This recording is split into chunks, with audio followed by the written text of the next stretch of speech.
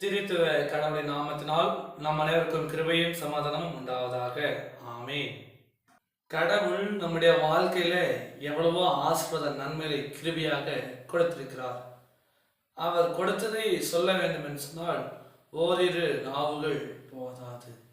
என்றால் நாம் சொல்லி முடியாத அளவிற்கு அவர் நம்முடைய வாழ்க்கையில எவ்வளவோ நன்மையை செய்திருக்கிறார். பாவத்திலிருந்து விடுதலை கொடுத்திருக்கிறார். நரகத்திற்கு செல்ல வேண்டிய நன்மை அவர் கிறிஸ்துவின் வழியாக நம்மை பரலோகத்திற்கு அனுப்புகிறார். பாவ மன்னிப்பை நமக்கு கொடுத்திருக்கிறார். நம்மை மீட்கும்படியாக நமது குமாரனையே கொடுத்திருக்கிறார். எனவே நாம் கடவுள் நமக்கு செய்த நன்மைகளை நாம் நினைவு கூற வேண்டும். கடவுள் நமக்கு செய்ததை நாம் பிறருக்கு கூறி அறிவிக்க வேண்டும். கடவுள் நமக்கு செய்ததை வாயினால் நாம் சொல்ல வேண்டும். ஏனென்று நாம் பார்க்கும்போது பழைய ஏற்பாட்டு காலத்திலே உபாகமம் 26வது அதிகாரத்தில் நாம் பார்க்கிற பொழுது கடவுள் இஸ்ரேல் ஜனங்களுக்கு ஒரு காரியத்தை சொல்கிறார். நீங்கள் கானான் தேசத்திலே சென்ற பிற்பாடு நீங்கள் அங்கே என்ன செய்ய வேண்டும்?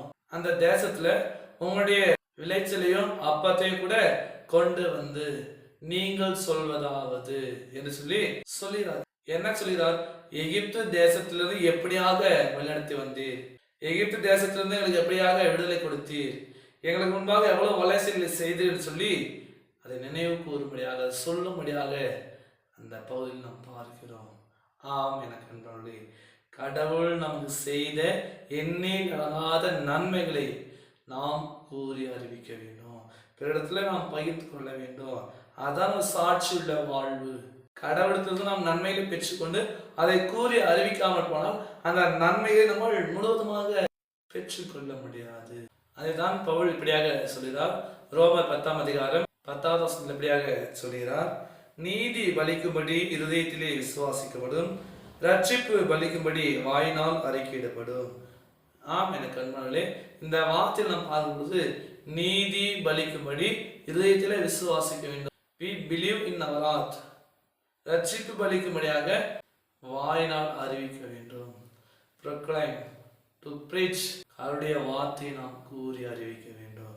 கடவுளுடைய வார்த்தையை நாம் பிறரோடு பகிர்ந்து கொள்ள வேண்டும். அவருடைய வார்த்தையை நாம் சொல்ல வேண்டும். ஏனென்றால் அவருடைய வார்த்தை நமக்கு வாழ்வு கொடுக்கிறது. அதான் இயேசு ஆண்டவர் சொல்கிறார், மனிதன் ஆகாரத்தினால் மாத்திரமல்ல கடவுளுடைய வாயில் இருந்து வருகிற ஒவ்வொரு வார்த்தையினாலும் பிழைப்பான் சொல்லி இயேசு ஆண்டவர் சொல்கிறார். அவர் சொல்லியவர் மாத்திரமல்ல, வாழ்க்கையில செய்து காட்டினவர். 40 நாளும் உண்ணாமலும் குடியாமலும் வனாந்தரத்திலே அவர் உபவாசமாக இருந்தார். அவரை பலப்படுத்தினது கடவுளுடைய வார்த்தை மட்டுமே.